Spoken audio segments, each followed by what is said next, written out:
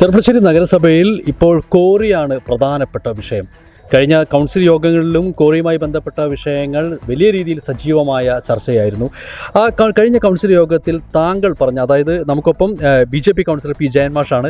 ജയൻമാഷ് പറഞ്ഞ ഒരു ശ്രദ്ധേയമായ ഒരു ജയൻമാഷിൻ്റെ നിലപാട് പറഞ്ഞിരുന്നു. ഒരേ സർവേ നമ്പറിൽ എങ്ങനെയാണ് രണ്ട് ഭൂമിയായി തരംതിരിക്കുന്നത്, ഒന്ന് അഗ്രികൾച്ചറായിട്ടും ഒന്ന് ഒരു വ്യാവസായികമായിട്ട് രീതി, എങ്ങനെയാണ്, എന്താണ് അങ്ങനത്തെ ഒരു ഇത് അതിലുണ്ടോ ആ ഭൂമിക്ക്? ഒരേ സർവേ നമ്പർ തന്നെയാണോ? ഇവിടെ കഴിഞ്ഞ 2 കൗൺസിലായിട്ട് ഈ വിഷയം വരുന്നുണ്ട്. ഈ കൗൺസിൽ അജണ്ടയിൽ തന്നെ ഈ സർവേ നമ്പറുകൾ സൂചിപ്പിക്കുന്നുണ്ട്. സർവേ നമ്പറുകൾ സൂചിപ്പിച്ച് അതേ സർവേ നമ്പറിൽ തന്നെയാണ് നിലവിൽ പ്രവർത്തിക്കുന്ന ഇൻഫ്രാ ഗ്രാനൈറ്റ് എന്നുള്ള വലിയൊരു സ്ഥാപനം, ഒരു കോറി ക്രഷർ യൂണിറ്റ് അവിടെ പ്രവർത്തിക്കുന്നുണ്ട്.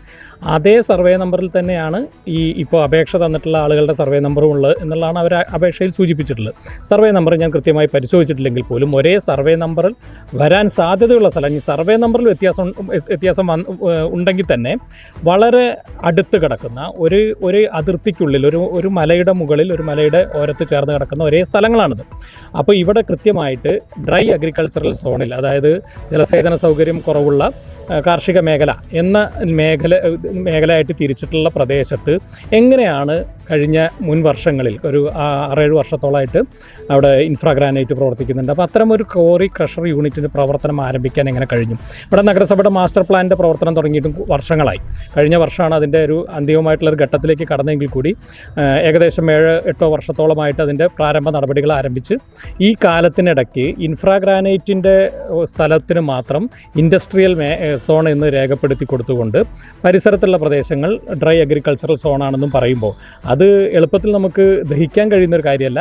അത് ഇൻഫ്രാ ഗ്രാനൈറ്റിൻ്റെ പ്രവർത്തന സൗകര്യത്തിന് വേണ്ടിയാണ്, അതല്ലെങ്കിൽ മറ്റ് കോറികളുടെ പ്രവർത്തന സൗകര്യത്തിന് വേണ്ടിയിട്ടുള്ള ഒരു സൗകര്യം ചെയ്തു കൊടുത്തതാവാനേ തരമുള്ളൂ എന്നുള്ളതാണ് ഞാൻ കഴിഞ്ഞ കൗൺസിൽ യോഗത്തിൽ ഞാൻ സൂചിപ്പിച്ചത്.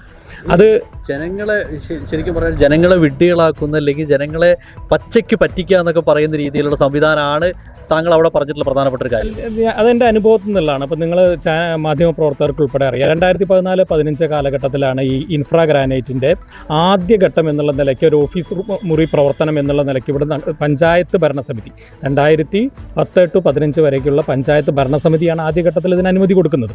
തുടർന്ന് 2015 മുതൽ വളരെ വലിയ പ്രക്ഷോഭങ്ങൾ നടത്തി. ആ 2015-2020 കാലഘട്ടം UDF ആണ് ഇവിടെ നഗരസഭ ഭരിച്ചിരുന്നത്. ആ സമയത്ത് LDFൻ്റെ കൂടി നേതൃത്വത്തിൽ നിരവധിയായിട്ടുള്ള സമരങ്ങൾ നടന്നു. പൊതുജനങ്ങൾ എല്ലാവരുടെയും നേതൃത്വത്തിൽ സമരസമിതി രൂപീകരിച്ച് ഞാൻ ഉൾപ്പെടെയുള്ള BJPയുടെ ഉൾപ്പെടെയുള്ള പിന്തുണയോടുകൂടി മറ്റ് UDF ഔദ്യോഗികമായിട്ട് UDF ഉണ്ടായിരുന്നില്ലെങ്കിൽ കൂടി UDFൻ്റെ പ്രാദേശിക പ്രവർത്തകർ ഉൾപ്പെടെ ചേർന്ന് വലിയ പ്രക്ഷോഭങ്ങൾ നടന്നിട്ടുള്ളൊരു പ്രദേശമാണ് വീട്ടിക്കാട് ഈ ഇൻഫ്രാ ഗ്രാനൈറ്റുമായി ബന്ധപ്പെട്ട്. ആ 5 വർഷക്കാലത്ത് UDF ഒരു വശത്തും അന്ന് LDFൻ്റെ ഭാഗത്തു നിന്ന് അത് സമരത്തിന് നേതൃത്വം കൊടുത്തുകൊണ്ട് ഈ ഇൻഫ്രാ ഗ്രാനൈറ്റിനെതിരായിട്ട് സമരം ചെയ്തുകൊണ്ട് LDF ഒരു വശത്ത് നിൽക്കുകയായിരുന്നു. തുടർന്ന് 2020-2025 LDF ഭരണത്തിൽ വന്നു. നേരെ തിരിച്ചുള്ളൊരു സമീപനമാണ് നമുക്ക് കാണാൻ കഴിഞ്ഞത്. പിന്നീട് സമരത്തിന് നേതൃത്വം കൊടുത്തിരുന്ന LDFൻ്റെ നയങ്ങൾ മാറി, LDFൻ്റെ സമീപനം മാറി. തുടർന്നുള്ള 2020-2025 വർഷക്കാലം LDF കോറിക്ക് അനുകൂലമായിട്ടുള്ള നയങ്ങളും സമീപനങ്ങളും അതിനാവശ്യമായ പഴുതുകളും സൃഷ്ടിച്ചു കൊടുത്തു. ഇതേ സമയത്ത് തന്നെ വീട്ടിക്കാട് ഈ ഇൻഫ്രാ ഗ്രാനൈറ്റിന് സമാന്തരമായിട്ട് മറ്റൊരു വശത്ത് പുതിയൊരു കോറി ക്രഷർ പ്രവർത്തനം ആരംഭിച്ചു. അങ്ങനെ കഴിഞ്ഞ ഒരു 10-12 വർഷക്കാലം കൊണ്ട് വീട്ടിക്കാടൻ മലനിരകൾ കോറികൾക്ക് യഥേഷ്ടം കോറികളെ അനുവദിച്ചു കൊടുക്കുന്നൊരു സ്ഥിതിവിശേഷത്തിലേക്ക് അങ്ങോട്ടും ഇങ്ങോട്ടും ഭരണം മാറുന്ന സമയത്ത് പരസ്പരം പഴിചേരുന്നുള്ള 5 വർഷം കൂടുമ്പോഴുള്ള നിലപാടുകൾ മാത്രമായിട്ട് കഴിഞ്ഞ 15 വർഷക്കാലത്തെ ഭരണസമിതികളുടെ നിലപാട് എനിക്ക് മനസ്സിലായത് അങ്ങനെയാണ്. അതുകൊണ്ടാണ് ഞാൻ സൂചിപ്പിച്ചത്. കാര്യം ചോദിക്കട്ടെ, ഈ ആളുകൾ ഇത് ഒരു വ്യവസായം അല്ലെങ്കിൽ എന്തും ആയിക്കോട്ടെ, ഇപ്പം നൽകിയ ആൾ ശ്രീനിവാസൻ എന്ന് പറയുന്ന ഒരാൾ കോറി തുടങ്ങാൻ വേണ്ടിയിട്ടാണോ അപേക്ഷ കൊടുത്തിട്ടുള്ളത്?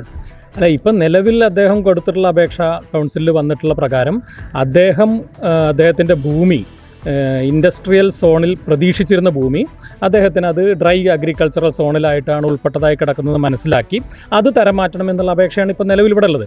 പക്ഷേ ആ അപേക്ഷയ്ക്ക് മുമ്പ് കഴിഞ്ഞ കൗൺസിൽ യോഗത്തിൽ ആ അപേക്ഷ വരാനുണ്ടായ കാരണം അദ്ദേഹം കോറിക്ക് വേണ്ടി ഇൻവെസ്റ്റ്മെൻറ്റ് നടത്തി ഒരുപാട് തുക അവിടെ ചെലവഴിച്ചിട്ടുണ്ട്. അതുകൊണ്ട് ഇൻഡസ്ട്രിയൽ സോണിലേക്ക് മാറ്റിയാൽ മാത്രമേ അദ്ദേഹത്തിന് നഷ്ടം നികത്താൻ കഴിയുള്ളൂ എന്നുള്ളതാണ് അജണ്ടയിൽ പരാമർശിച്ചിട്ടുള്ളത്. സ്വാഭാവികമായിട്ടും അപ്പോൾ അവിടെ കോറിയുടെ പ്രവർത്തനം ആരംഭിക്കാൻ വേണ്ടിയിട്ടുള്ള എന്നുള്ള ഒരു തയ്യാറെടുപ്പ് അദ്ദേഹത്തിൻ്റെ ഭാഗത്ത് നിന്ന് ഉണ്ടായിട്ടുണ്ടെന്നുള്ളതാണല്ലോ നമ്മൾ മനസ്സിലാക്കേണ്ടത്. അതുകൊണ്ട് ആ പ്രവർത്തനം അല്ലെങ്കിൽ അത് ഇൻഡസ്ട്രിയൽ സോണിലേക്ക് ആ ഏരിയ മാറ്റുമ്പോൾ അവിടെ വരാൻ പോകുന്നത് ഏറ്റവും പ്രാഥമികമായിട്ട് അവിടെ വരാൻ സാധ്യതയുള്ളത് കോറിയോ ക്രഷറോ യൂണിറ്റ് ആണ് എന്നുള്ളത് കൊണ്ട് തന്നെയാണ് അതിനെ കൃത്യമായി എതിർക്കുന്നത്. ആ സോണ് മാറ്റുന്നത് തിരിച്ച് ഇങ്ങോട്ട് ഇൻഫ്രാഗ്രാനൈറ്റിൻ്റെ സ്ഥലം എങ്ങനെയാണ് ഇൻഡസ്ട്രിയൽ സോണിലേക്ക് ഉൾപ്പെട്ടത്, ആ ഇൻഡസ്ട്രിയൽ സോണിൽ ഉൾപ്പെടുത്തിയ സ്ഥലം തിരിച്ച് ഡ്രൈ അഗ്രികൾച്ചറൽ സോണാണ് ആ മേഖല മൊത്തം. അതുകൊണ്ട് ആ മേഖലയിലേക്ക് ഈ ഇൻഫ്രാഗ്രാനൈറ്റിൻ്റെ ഒരു ഏരിയ കൂടി ഉൾപ്പെടുത്തി അവിടെ പൂർണ്ണമായിട്ടും വീട്ടിക്കാടൻ മേഖല ഡ്രൈ അഗ്രികൾച്ചറൽ സോണിലേക്ക് മാറ്റിക്കൊണ്ട് ആ പ്രദേശത്തെ ജനങ്ങളോട് നീതി പുലർത്താൻ തയ്യാറാവണം നഗരസഭയുടെ ഭാഗത്ത് നിന്ന്. ആ നടപടി ഉണ്ടാവണമെന്നാണ് ഞാൻ ആവശ്യപ്പെടുന്നത്. കഴിഞ്ഞ 2 കൗൺസിലിലും ഇതിൽ എന്താണ് ഇങ്ങനെ സംഭവിക്കാൻ കാരണം, ഒരു പ്രദേശമൊട്ടാകെ ഇപ്പോൾ നമ്മൾ ഓരോ ഏരിയ തിരിച്ച് ഒരു 10 ഏക്കറിന് ഒരു സോണ്, തൊട്ടടുത്ത് ചേർന്ന് കിടക്കുന്ന മറ്റു 10 ഏക്കറിന് മറ്റൊരു സോണ്, അങ്ങനെ വേർതിരിച്ച് കൊടുക്കുന്നത് ഇതിൻ്റെ ടൗൺ പ്ലാനിംഗ് ഉൾപ്പെടെയുള്ള ഉദ്യോഗസ്ഥന്മാരുൾപ്പെടെ ഇവിടെ പ്രവർത്തിച്ച് നിരവധി വർഷങ്ങളായിട്ട് നടത്തിയ ഗവേഷണത്തിൻ്റെ ഫലമായിട്ടാണ് ഈ മാസ്റ്റർ പ്ലാൻ തയ്യാറാക്കിയിട്ടുള്ളത്. അപ്പോൾ ഇങ്ങനെ ഒരു വീഴ്ച സംഭവിക്കാൻ എന്താണ് കാരണം എന്ന് എനിക്ക് മനസ്സിലായിട്ടില്ല. അതിലെന്തോ ദുരൂഹതയുണ്ട് എന്നുള്ളത് തന്നെയാണ് ഞാൻ ആരോപിക്കുന്നത്. അതിൻ്റെ പിന്നിൽ പ്രവർത്തിക്കാൻ ചില നിക്ഷിപ്ത താല്പര്യക്കാർ അതിൻ്റെ പിന്നിൽ പ്രവർത്തിച്ചിട്ടുണ്ട്. അതിന് യാതൊരു സംശയമില്ല. ആ നിക്ഷിപ്ത താല്പര്യക്കാരെ പുറത്തു കൊണ്ടുവരാൻ വേണ്ടി അന്വേഷണം നടത്തണമെന്ന് 2 തവണയും ഞാൻ കൗൺസിൽ യോഗത്തിൽ ആവശ്യപ്പെട്ടിട്ടുണ്ട്. ഇൻഫ്രയ്ക്ക് തൊട്ടുപുറകെ മറ്റൊരു കോറി അവിടെ വന്നിട്ടുണ്ട്. ഇവിടെ പന്നിയംകുറിശ്ശി ഒരു കോറിയുണ്ട്. ചെർപ്പളശ്ശേരിയിൽ എത്ര കോറികളുണ്ട് ശരിക്കും നഗരസഭയിൽ? ചെർപ്പളശ്ശേരിയിൽ ഔദ്യോഗികമായിട്ട് 2-3 കോറികളാണ്, 3 കോറികളാണ് പെർമിറ്റോട് കൂടി ലൈസൻസോട് കൂടി പ്രവർത്തിക്കുന്നതാണ് ഞാൻ മനസ്സിലാക്കുന്നത്. അതുൾപ്പെടെ ഇന്നലെ കൗൺസിൽ യോഗത്തിൽ ചർച്ച ചെയ്യുകയുണ്ടായി. അനധികൃതമായി കോറികൾ പ്രവർത്തിക്കുന്നുണ്ടോ എന്നുള്ളത് പരിശോധിക്കപ്പെടേണ്ടതാണ്. ഇത് നേരത്തെ പറഞ്ഞ അപേക്ഷകൾ വരുമ്പോൾ എന്ന് പറയുമ്പോൾ ഇപ്പോൾ ഈ നഗരസഭയുടെ മാസ്റ്റർ പ്ലാനിൻ്റെ പ്രവർത്തനം കുറച്ചുകൂടി വാർഡ് തലങ്ങളിലേക്കൊക്കെ പ്രത്യേകമായ സിറ്റിംഗ് സംഘടിപ്പിക്കേണ്ടതായിരുന്നു. അതായത് ഈ നഗരസഭ മാസ്റ്റർ പ്ലാൻ ഇത്തരത്തിലുള്ള കുരുക്കുകൾ ഉൾച്ചേർന്നതാണെന്ന് തിരിച്ചറിയുന്ന ഒരു സാഹചര്യം സാധാരണ ജനങ്ങളെ സംബന്ധിച്ചുണ്ടായിട്ടില്ല.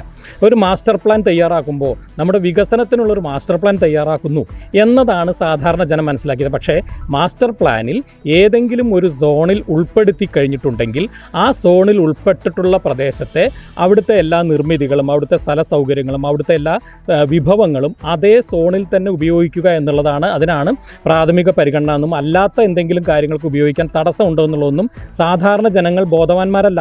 അപ്പോൾ അതുകൊണ്ട് ചെർപ്പളശ്ശേരി മുനിസിപ്പാലിറ്റിയിൽ നിന്ന് ചിലപ്പോൾ പേപ്പറിൽ പബ്ലിഷ് ചെയ്തിട്ടുണ്ടാവും, സോഷ്യൽ മീഡിയ വഴിക്ക് പബ്ലിഷ് ചെയ്തിട്ടുണ്ടാവും, ആക്ഷേപങ്ങൾ ക്ഷണിച്ചിട്ടുണ്ടാവും. ഇതൊന്നും സാധാരണക്കാരെ സംബന്ധിച്ച് അവർ മനസ്സിലാക്കുന്ന തരത്തിലേക്ക് ആയിട്ടില്ലാത്തത് കൊണ്ട് ഇനിയും പരിശോധിക്കേണ്ട ഒരുപാട് ആക്ഷേപങ്ങൾ ഉയർന്നു വരാൻ സാധ്യതയുണ്ട്. അത് ഇങ്ങനെ വ്യാവസായിക മേഖലയെ സംബന്ധിച്ച് മാത്രമല്ല, സാധാരണക്കാരായ ആളുകളുടെ അവരുടെ പ്രദേശത്തെ അല്ലെങ്കിൽ അവരുടെ ദൈനംദിന ജീവിതത്തിന് പ്രയാസപ്പെട്ട് ജീവിക്കുന്ന ആളുകളുടെ വരെ അവരുടെയൊക്കെ ജീവിത എന്താ പറയുക അവരുടെ സ്ഥലമൊക്കെ ഏതൊക്കെ മേഖലയിൽ ഉൾപ്പെടുത്തിയിട്ടാണ് നിർണ്ണയിച്ചിട്ടുള്ളതെന്നൊക്കെ തിരിച്ചറിയാതെ ഇപ്പോഴും ധാരാളം ആൾക്കാരുണ്ട്. അപ്പോൾ ഇതിനൊക്കെ ചിലപ്പോൾ ഒരു വാർഡ് തലത്തിലുള്ളൊരു സിറ്റിംഗ് വെച്ചുകൊണ്ട് വാർഡ് തലത്തിൽ ആക്ഷേപങ്ങൾ കേൾക്കാനും ജനങ്ങളെ ബോധവൽക്കരിക്കാനും ഒരു പ്രത്യേക ഗ്രാമസഭകൾ പോലെ സംഘടിപ്പിക്കേണ്ടതായിരുന്നു എന്നുള്ള അഭിപ്രായം എനിക്ക് ഉണ്ട്. കാരണം ഇതുപോലെ ഉള്ള സങ്കീർണതകൾ ജനം മനസ്സിലാക്കിയിട്ടില്ല എന്നുള്ളത് തന്നെയാണ് അതിന് കാരണമായിട്ട് എനിക്ക് തോന്നുന്നത്. ഈ കോറികളുടെ പ്രവർത്തനം ഈ ജനജീവിതത്തിനെ ശരിക്കും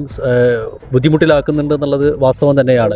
ഒരു സംശയവുമില്ല. വീട്ടിക്കാടൻ മേഖലകളിലെ അത് പാരിസ്ഥിതികമായ പ്രശ്നങ്ങൾ മാത്രമല്ല, വീട്ടിക്കാട് പ്രദേശത്തെ ഒരു 4-5 വാർഡുകൾ ഉൾപ്പെടുന്ന അവിടുത്തെ ഗ്രാമീണ റോഡുകൾ വരെ ശോചനീയമായ അവസ്ഥയിലാണ്. അതിനു പുറമെ അവിടെ പൈപ്പ് ലൈനുകൾ നിരന്തരം പൊട്ടിക്കൊണ്ടിരിക്കുന്നു. വേനൽക്കാലത്താണെങ്കിൽ അതിരൂക്ഷമായിട്ടുള്ള പൊടിശല്യം കാരണം ആളുകൾക്ക് വീടിന് പുറത്തിറങ്ങാൻ കഴിയാത്ത സ്ഥിതിയാണ്. നിരവധി രോഗങ്ങൾ അതുമായി ബന്ധപ്പെട്ട് വരുന്നു. മഴക്കാലത്ത് ഇതുപോലെ തന്നെ റോഡ് ഏറ്റവും മോശം സ്ഥിതിയിലാവുകയും ഈ വണ്ടികളുടെ ഓട്ടപ്പാച്ചിൽ കാരണം വളരെ പ്രയാസം ഇരുചക്ര വാഹനങ്ങളിലും കാൽനട യാത്രക്കാർക്കൊക്കെ പ്രയാസം അനുഭവപ്പെടുന്നു. സ്കൂൾ ടൈമിൽ ഉൾപ്പെടെ പലപ്പോഴും സമയം തെറ്റിച്ചുകൊണ്ട് വാഹനങ്ങൾ ചെറിയ റോഡുകളിലേക്ക് കയറുമ്പോൾ വാഹനങ്ങളുടെ ബ്ലോക്ക് ഉൾപ്പെടെയുള്ള പ്രയാസങ്ങൾ നേരിടുന്നു. അങ്ങനെ കോറി പ്രദേശത്തിൻ്റെ തൊട്ടടുത്തുള്ള വീടുകളിലൊക്കെ ഈ കോറി പൊട്ടിക്കുന്ന സമയത്ത് ചലനം അനുഭവപ്പെടുന്നു, വീടിന് വിള്ളലുണ്ടാവുന്നു. ഒട്ടനവധിയായിട്ടുള്ള പ്രശ്നങ്ങൾ പാരിസ്ഥിതികവും സാമൂഹികവുമായിട്ടുള്ള വിഷയങ്ങൾ ഈ കോറി പ്രവർത്തനം കൊണ്ട് ഉണ്ടാവുന്നുണ്ട്. ഇത് കോറികളുടെ അനുമതിയുമായി ബന്ധപ്പെട്ട് നഗരസഭ കഴിഞ്ഞ കുറച്ച് വർഷങ്ങൾക്ക് മുമ്പ് തന്നെ കൃത്യമായ നിലപാട് 2 ഭരണസമിതികളും മുൻകാലത്തെ 2 ഭരണസമിതികളും അതാത് കാലഘട്ടങ്ങളിൽ അയഞ്ഞ സമീപനം സ്വീകരിച്ചു എന്നുള്ളത് കൊണ്ട് വീട്ടിക്കാടൻ മേഖല ഈ കോറി മാഫിയയ്ക്ക് കീഴ്പ്പെടേണ്ടി വന്നൊരു സാഹചര്യം നിലവിലുണ്ട്. ഇതൊരു നിസ്സാരമായി എടുക്കില്ല, ഗൗരവമായി തന്നെ BJP ഇത് ഏറ്റെടുക്കും. ഇതിൻ്റെ പുറകിലുള്ള ആളുകളെ കൊണ്ടുവരും അല്ലെങ്കിൽ പുറത്തേക്ക് കൊണ്ടുവരും തന്നെയാണ്? തീർച്ചയായിട്ടും ഇത് അന്വേഷിക്കേണ്ടതാണ് എന്നുള്ളത് നേരത്തെ കൗൺസിൽ സൂചിപ്പിച്ചിട്ടുണ്ട്. ഇത് രേഖാമൂലം ഇത് ബന്ധപ്പെട്ട സെക്രട്ടറിക്ക് ഉൾപ്പെടെയുള്ള നമ്മളിതിൻ്റെ പരാതി കൊടുക്കാൻ തീരുമാനിക്കുന്നുണ്ട്. ഇത്തരം ഒരു സോണ് തീരുമാനിക്കുന്നതുമായി ബന്ധപ്പെട്ടിട്ട് എന്ത് മാനദണ്ഡമാണ് സ്വീകരിച്ചതെന്നുള്ളത് അറിയേണ്ടതുണ്ട്. അതുമായി ബന്ധപ്പെട്ട് BJP നിയമപരമായിട്ട് ചെയ്യാൻ കഴിയുന്ന കാര്യങ്ങൾ ചെയ്യും. എങ്ങനെയാണ് ഇൻഫ്രാ ഗ്രാനൈറ്റിന് മാത്രം പ്രവർത്തിക്കാൻ അനുമതി കിട്ടിയത് എന്നാണ് BJP ചോദിക്കുന്ന പ്രധാനപ്പെട്ട ഒരു ചോദ്യം എന്നുള്ളത്. അത് പ്രിയ പ്രേക്ഷകർ കഴിഞ്ഞ കൗൺസിൽ യോഗങ്ങളിലുള്ള എല്ലാ കൗൺസിലർമാരുടെയും പ്രതികരണങ്ങൾ കണ്ടതാണ്. വരും ദിവസങ്ങളിൽ ഈ ചർച്ച കൊള്ളുമെന്നുള്ളത് തർക്കമൊന്നുമില്ല. അത് തീർച്ചയായിട്ടും BJP ഇതിൻ്റെ പുറകിൽ തന്നെ ഉണ്ടാവും അല്ലേ? ഇതിൽ പിന്നെ ഇൻഫ്രാ ഗ്രാനൈറ്റ് മാത്രം പ്രവർത്തിക്കുന്ന നിലവിൽ പ്രവർത്തിച്ചു കൊണ്ടിരുന്നു എന്നുള്ളതാണ് അതിന് പറയുന്ന ന്യായം. പക്ഷേ നിലവിൽ പ്രവർത്തിച്ചു കൊണ്ടിരിക്കുന്ന ഒട്ടനവധി സ്ഥാപനങ്ങൾ പ്രവർത്തിച്ചു കൊണ്ടിരിക്കുന്ന പല മേഖലകളിലും വിവിധ സോണുകളായി വേർതിരിച്ചിട്ടുണ്ട്. അത് ഈ മാസ്റ്റർ പ്ലാൻ സൂക്ഷ്മമായി പരിശോധിച്ചറിയാൻ പറ്റും. അതുപോലെ തന്നെ ആക്ഷേപങ്ങൾ ലഭിച്ചതിൻ്റെ അടിസ്ഥാനത്തിലും തുടർന്ന് ലഭിച്ച അപേക്ഷകളുടെ അടിസ്ഥാനത്തിലൊക്കെ കഴിഞ്ഞ 2-3 മാസം മുമ്പ് വരെ പല സോണുകളിലും ഉൾപ്പെട്ട പ്രദേശങ്ങൾ നഗരസഭാ കൗൺസിൽ യോഗം ചേർന്ന് പാസ്സാക്കി അത് മാറ്റിക്കൊടുക്കേണ്ടതായിട്ടുണ്ട്. അപ്പോൾ ഒരു സ്ഥാപനം പ്രവർത്തിക്കുന്നു, അതുകൊണ്ട് ആ സ്ഥാപനത്തിൻ്റെ ഇത്ര സെൻറ്റ് സ്ഥലം മാത്രം ഇന്ന ഏരിയയിൽ ഉൾപ്പെടുത്തുക എന്നുള്ള സമീപനം തെറ്റാണെന്നാണ് ഞാൻ സൂചിപ്പിക്കുന്നത്. അത് പരിശോധിക്കണം. അത് പരിശോധിച്ചുകൊണ്ട് ഒരു മേഖല ഒന്നാകെ ഒരേ രീതിയിൽ പരിഗണിക്കാനുള്ള സമീപനം ഉണ്ടാവണം. അത് ഡ്രൈ അഗ്രികൾച്ചറൽ സോണായിട്ട് ഈ വീട്ടിക്കാടൻ മലനിരകളെ പരിഗണിക്കണം. എന്തായാലും വളരെ വ്യക്തമാണ് ജയമാഷ് പറഞ്ഞിട്ടുള്ള മറുപടി. കൗൺസിലിലും മാഷിൻ്റെ പ്രതികരണം നമ്മൾ കേട്ടതാണ്. വരും ദിവസങ്ങളിൽ ഈ ക്വാറിയുമായിട്ടുള്ള ബന്ധപ്പെട്ട വിഷയങ്ങൾ ജനം ചർച്ച ചെയ്യും, കൗൺസിൽ ചർച്ച ചെയ്യും.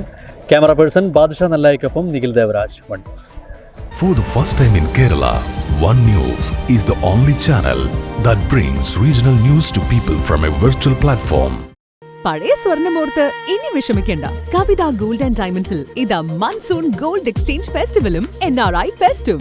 നിങ്ങളുടെ പഴയ സ്വർണം ഇപ്പോൾ 100% മൂല്യത്തോടെ ഒട്ടും നഷ്ടമില്ലാതെ മാറ്റിവാങ്ങാം. 1 പവന് 1000 രൂപ അധിക ലാഭവും. കൂടാതെ വെറും 5% നൽകി ഇപ്പോൾ അഡ്വാൻസ് ബുക്ക് ചെയ്യാം.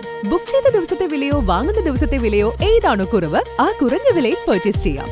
ഫ്രീ ഇൻഷുറൻസും ലൈഫ് ടൈം മെയിന്റനൻസും ഇതോടൊപ്പം ലഭിക്കുന്നു. കവിത ഗോൾഡ് ആൻഡ് ഡയമണ്ട്സ്. പഴയത് മാറ്റി പുത്തൻ തിളക്കത്തോടെ മടങ്ങൂ.